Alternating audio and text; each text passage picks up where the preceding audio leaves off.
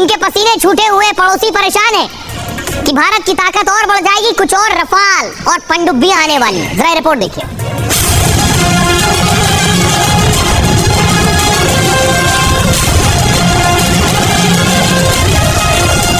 हर चुनौती से निपटने में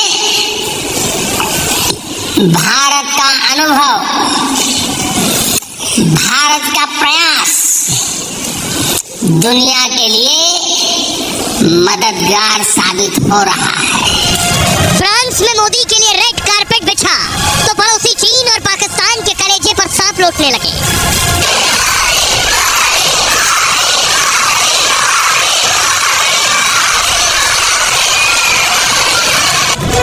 वर्ल्ड ऑर्डर में मोदी और भारत का बजता डंका देखकर पड़ोसी चल भुन जा रहे। एक तरफ वो नई नई साजिश रच रहे हैं तो मोदी नई नई डील कर उनके मंसूबों पर पानी फेरते जा रहे हैं।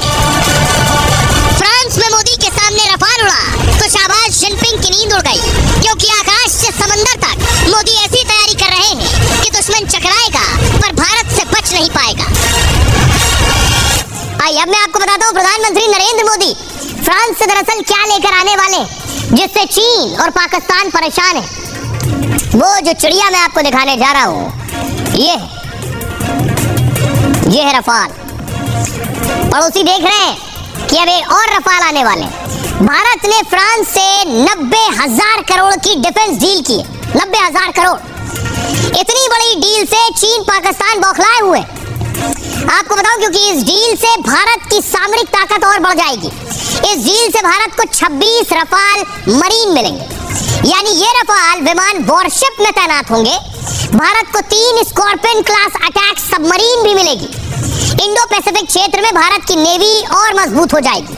मतलब पाकिस्तान और चीन की परेशानी और बढ़ने वाली है।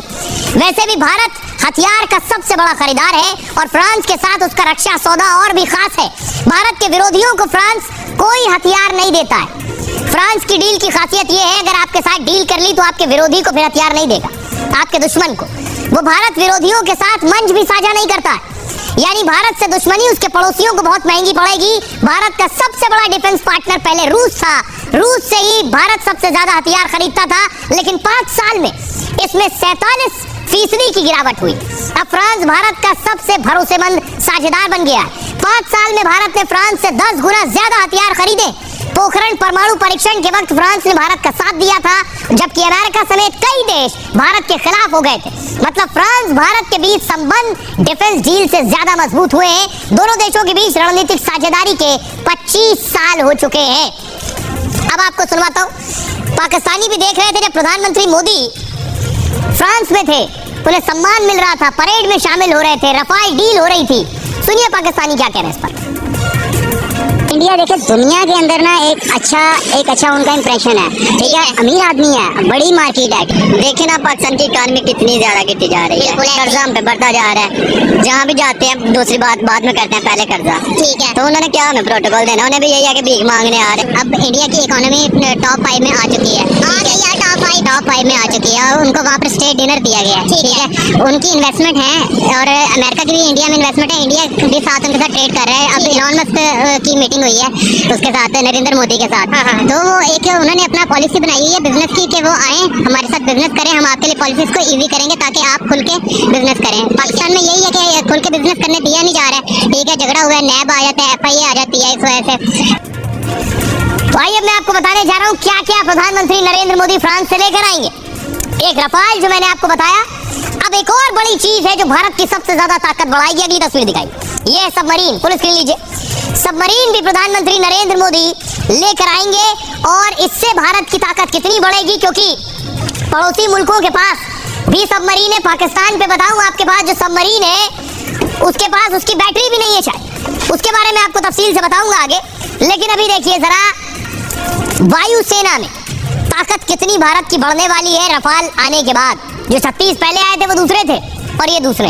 भारत के पास पहले से 36 रफाल विमान मौजूद है और भारत ने ये विमान वायुसेना के लिए खरीदे थे। ये चीन के फाइटर जेट J-20 से ज्यादा बेहतर है। पाकिस्तान के F-16 भी इसके आगे नहीं टिकता है। जम्मू, लद्दाख और तवांग में गरज चुके हैं रफाल विमान। मतलब चीन पाकिस्तान सीमा भी पर ये तैनात हो सकते हैं। वायुसेना में भारत की ताकत से दुश्मन परेशान है। समंदर में भारत के खिलाफ साजिश होती रहती है और चीन के 3 से 6 वॉरशिप हमेशा समंदर में तैनात रहते हैं। इनमें फाइटर जेट की भी तैनाती होती है, मतलब समंदर से भारत को घेरने का प्लान रहता है। रफाल मरीन के आने से उसे तगड़ा झटका लगेगा। भारत को जो 26 रफाल मरीन मिलने वाले वो आईएनएस विक्रांत युद्धपोत पर तैनात होंगे।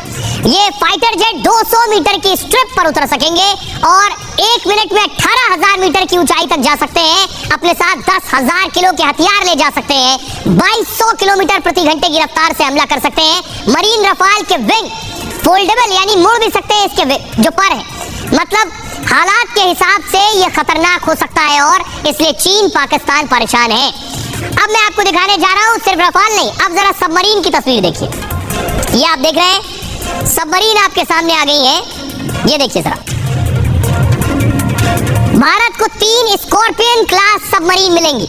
ये पनडुब्बी भारत की समुद्री ताकत और बढ़ाएगी, क्योंकि भारत के पास अभी 6 स्कॉर्पियन क्लास पनडुब्बी है। बाकी पनडुब्बियां पुरानी हो चुकी हैं, स्कॉर्पियन क्लास की नहीं है। स्कॉर्पियन क्लास सबमरीन खुफिया मिशन में काम आती है और ये 50 दिन तक पानी के भीतर रह सकती हैं। पानी के अंदर 1000 किलोमीटर तक जा सकती हैं। पानी के अंदर ये समुद्री सुरंग बिछाने में सक्षम है।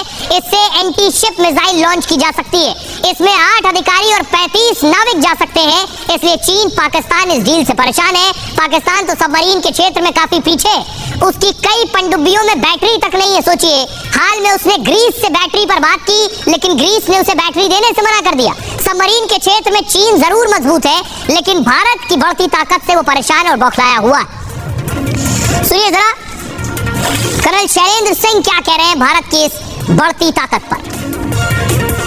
दूसरे को हम रिकॉग्नाइज कर रहे हैं, एक स्ट्रेटेजिक पार्टनरशिप की बात कर रहे हैं, 100 साल पुरानी एक रिलेशनशिप की बात कर रहे हैं। और जिस तरीके के agreements, specially defence agreements, Rafale से लेकर स्कॉर्पियन पनडुब्बी से लेकर टेक्नोलॉजी ट्रांसफर से लेकर ये सारी बातों से मुझे लगता है कि भारत अपनी लकीर ऊंची कर रहा है। ये सारी चीज़ें एक गिल्टी कॉन्शियसनेस लेकर आता है पाकिस्तान और चाइना में।